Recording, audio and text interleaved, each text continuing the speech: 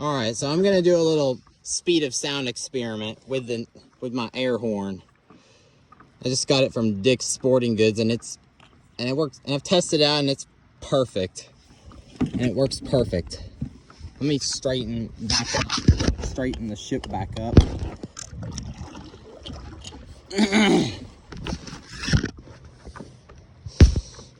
So I call this part of Lake Tobesofkee the echoing basin. Because why? Because the sound from a horn or you screaming can echo off the hills. It can bounce back off the hills. So let me show you. I can demonstrate it for you.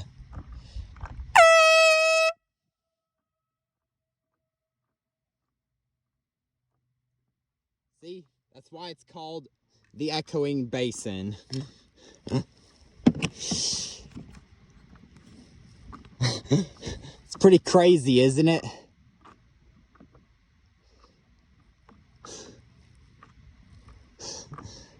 The sound like bounces back off the walls. Like whenever you sound a horn, it can bounce off the hills.